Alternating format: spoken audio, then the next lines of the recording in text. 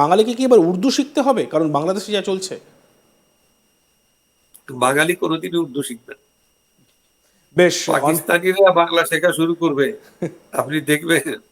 পাকিস্তানিরা এসে বাংলা শেখা শুরু করবে যে আমাদেরকে একটু কোথাও তো জায়গা নেই, পৃথিবীর কেউ আমাদের নেয় না, তোমরা ভাই হিসেবে যদি একটু জায়গা দাও। তো আগে তো ভারত হয়ে আসতে হবে।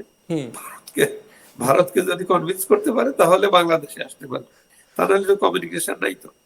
বাংলাদেশ এখন যেখানে আছে, ইউনূসের যে অ্যাডভাইজার্স, যে ছাত্র, এরা এরা এদের অ্যাক্টিভিটিস এরা যা শুরু করছে, এরা কি কোথায় হাত দেয় নেই, বাঙালির অস্তিত্বে হাত দিয়েছে। একদম। জাতির এরা অস্তিত্ব। কিছুই মানছে না, স্বাধীনতা মানছে না। স্বাধীনতার মূল নেতা, যিনি তার সারা জীবনের পরিশ্রম দিয়ে, সংগ্রাম দিয়ে দেশটাকে স্বাধীন করে একটা দেশ উপহার দিলেন, সেই দেশটাকে তারা চাইছে না, সেই দেশটার অস্তিত্ব তারা চাইছে না। এই যে বক্তব্য এখন আসছে, এই বক্তব্য যদি ঢাকা বিশ্ববিদ্যালয়ে তখন দিত যে আমি কে তুমি কে রাজাকার, এই বক্তব্য দেওয়ার এর আগে যদি ওরা এইসব কথা বলতো, যে ওরা এই করবে, ওরা ওদের নিজের পরিচয় দিত। এরা তো তস্কর, এরা তো নিজের পরিচয় গোপন করে এরা ঢুকছে। এটা তো এরা এদের উপর ভরসা করে ওরা যদি মানুষের সাথে প্রতারণা করে থাকে, তাহলে ডক্টর মোহাম্মদ ইউনূসও বাঙালির সাথে প্রতারণা করেছে। হুম। একদম। একথা অস্বীকার করার কোনো সুযোগ নেই।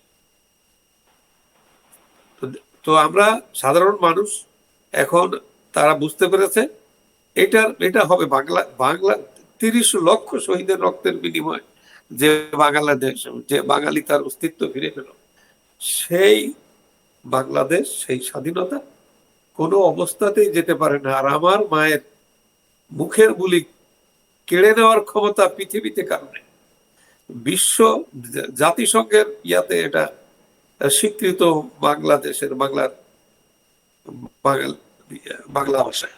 তো এটা কোথায় শরীফবাবু, বুঝবে, কি করবে শরীফবাবু, এটা? দুটি প্রশ্ন আমার মাথায় এক্ষুনি যে বিষয়টা নিয়ে আসছে। একাত্তরের মুক্তিযুদ্ধ এবং তার পরবর্তী যে সমস্ত, একাত্তরের আগেও যে সমস্ত সংগ্রাম, তারপরে কিন্তু জেনারেশন চেঞ্জ হয়েছে। এখন বর্তমানে যারা যুবক, যারা উঠছে, যারা ভোটার, যারা এই রাজনীতির সঙ্গে আসার চেষ্টা করছে, তাদের ওপর একাত্তরের প্রভাব কিন্তু অনেকটা কম, মানে সেইভাবে ব্রেন ওয়াশ করে জিনিসটা তৈরি করা হচ্ছে। এই সুযোগটা কি আইএসআই, একদম। পাকিস্তান এবং জামাত নিচ্ছে? এটা জামাত, পাকিস্তানের সহযোগিতা তো প্রথম থেকেই আছে। পাকিস্তান তার একটা রিভেঞ্জ নেওয়ার চেষ্টা করছে। আর জামাত তাদেরকে, আপনি একটা জিনিস লক্ষ্য করবেন, এই জামাত কিন্তু একটা, এরা কি বলে, এরা কিন্তু আহ, একেবারে কুফা, এরা হচ্ছে আপনার আহ, এরা এরা যেখানে যাবে সেখানেই এরা গন্ডগোল বাধায়। যেমন জামাতের নেতা মওদুদির ফাঁসি হয়েছে পাকিস্তানে, পাকিস্তানে জামাত ব্যান্ড ছিল। এরা এই বাংলাদেশে, এরা বাংলাদেশ যখন স্বাধীন হয় তখন তাদের যে ভূমিকা, এরা বাস্তবতা বিবর্জিত সব সময়। এদের রাজনীতিটাই হচ্ছে, ওরা নিজেরাও বোঝে না যে ওরা আসলে কি চায়, কি করতে চায়। ওরা ধ্বংস আর এই জঙ্গি জিহাদি এগুলো ছাড়াই, যে তালেবান, ওই দিন বলছি আমি, মোল্লা ওমরের মতো এরা একটা রাষ্ট্র বানাতে চায়, যে রাষ্ট্র কারোর সাথে যোগাযোগ হবে না, কারোর সাথে পৃথিবীতে যোগাযোগ ছাড়া, কমিউনিকেশন ছাড়া, কোঅপারেশন ছাড়া পৃথিবীতে কোনো রাষ্ট্র এখন আর চলে না। তো এই বিষয়টা এদের মাথার ভিতরে এখন নেই। কখন? যখন মানুষ চাঁদে যাচ্ছে না, মঙ্গল গ্রহে পৌঁছে গেছে, মানুষ যখন হাইটেক নিয়ে কাজ করছে, মানে আর্টিফিশিয়াল ইন্টেলিজেন্স নিয়ে কাজ করছে, সেই যুগে এরা যদি সেই মধ্যযুগীয় বর্বরতা, এরা যদি আদিম হিংস্রতা, যদি হিংস্র যদি এরা হয়, তাহলে এদের অবস্থা কোথায় যাবে, ইতিহাস এদেরকে কিভাবে বিবেচনা করবে, সেটা আমরা ইতিহাসের উপরই ছেড়ে দিলাম।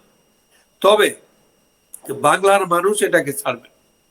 বাংলার মানুষ, বাঙালির অস্তিত্ব, বাংলার স্বাধীনতা, বাংলার সার্বভৌমত্ব, জাতীয় সঙ্গীত, পতাকায় সব কিছুর ওরা অপমান করছে, মায়ের ভাষার উপরে আক্রমণ করছে। এরা আমার মেয়েদের উপরে নারী শিক্ষার বিরুদ্ধে এরা এরা নারীদেরকে একটা অবরোধ বাসিনী করে তুলতে চায়। তো এদের বিচার আপনি ফুটবলারদের দেখবেন। সঙ্গে আমার চুক্তিও বাতিল মনে হয় করেছে 21-এ পদক দেওয়ার পরেই কয়েক ঘন্টা পরেই ইউনূস সরকারের পক্ষ থেকে খবর তারা ফুটবলারদের সঙ্গে মহিলা ফুটবলারদের সঙ্গে নাকি চুক্তিও বাতিল করেছে। চিন্তা করুন বাংলাদেশের মহিলারা যেভাবে এগিয়ে যাচ্ছে। আমি আমি বলবো আমাদের মহিলাদের আমি দেখেছি ওরা মোস্টলি পাহাড়ি এবং হুম। একটু পরিশ্রমী সেক্ট থেকে ওরা উঠে আসছে। আপনি দেখবেন ওরা যে বল শট করে বুলেটের গতিতে যায়, প্রায় সারা পৃথিবী ওরা হয়তো বিশ্ব রেকর্ড তৈরি করবে, ওরা ওয়ার্ল্ড কাপ জিতে আনবে। একদম ওদের এই মেয়েদের আমাদের নারীদের শুভকামনা, বিরুদ্ধে তো সবসময় শুভকামনা অবশ্যই। হ্যাঁ নারীদের বিরুদ্ধে ওরা গেছে। তো এই মেয়েদের একটা লাথি খাইলে ওরা কোথায় চলে যাবে আপনি বুঝতেই পারবেন না। এই মেয়েদের যে ক্ষোভ, চাপা ক্ষোভ, মেয়েরা যখন খেপে যায় তখন দেখবেন যে কোনো কিছু আর সামনে থাকে না, সব ধ্বংস হয়ে যায়।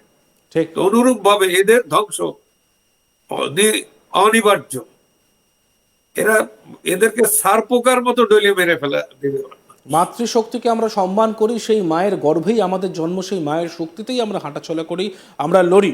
শেষ প্রশ্ন আপনার কাছে, সংক্ষিপ্ত একটি উত্তর নেব। বাঙালি জাতি কি এতই দুর্বল? বাঙালিকে এবার উর্দু শিখতে হবে, জিন্নার উর্দু, মোহাম্মদ আলী জিন্নার উর্দু, যে বঙ্গবন্ধু মুজিবুর রহমান বাংলাদেশের জাতির পিতা? দেখুন বাঙালির অনেক বড় গৌরব আছে। শিকাগো শহরের সবচেয়ে বড় বিল্ডিংটা তৈরি করছে একজন বাঙালি, ফজলুর রহমান। বাঙালি কে নাই আমাদের? আমাদের বঙ্গবন্ধু আছে, সারা পৃথিবী যাকে চিনে। আমাদের রবীন্দ্রনাথ আছে, সারা পৃথিবীর কাছে উনি শ্রদ্ধেয়, উনি প্রাতঃস্মরণীয়। আমাদের আমাদের নজরুল আছে, আমাদের স্বামী বিবেকানন্দ আছে। বাঙালির যে কত বাঙালি যে কত রিচ, এটা আপনি হিসেব খাতা নিয়ে বসেন, তারপরে দেখবেন যে বাঙালি পৃথিবীর সব জাতির চাইতে বাঙালি অনেক অনেক দিক থেকে শ্রেষ্ঠ। একদম। না, আমি সেটাই আপনাকে জানছিলাম যে বাঙালিকে কি এবার উর্দু শিখতে হবে, কারণ বাংলাদেশে যা চলছে। বাঙালি কোনোদিন উর্দু শিখবে না। বেশ। পাকিস্তানিরা বাংলা শেখা শুরু করবে, আপনি দেখবেন পাকিস্তানিরা এসে বাংলা শেখা শুরু করবে যে আমাদেরকে একটু কোথাও তো জায়গা নেই, পৃথিবীর কেউ আমাদের নেয় না, তোমরা ভাই হিসেবে যদি একটু জায়গা দাও। তো আগে তো ভারত হয়ে আসতে হবে। ভারতকে যদি কনভিন্স করতে পারে তাহলে বাংলাদেশে আসতে পারে, তা নাহলে তো কমিউনিকেশন নাই তো।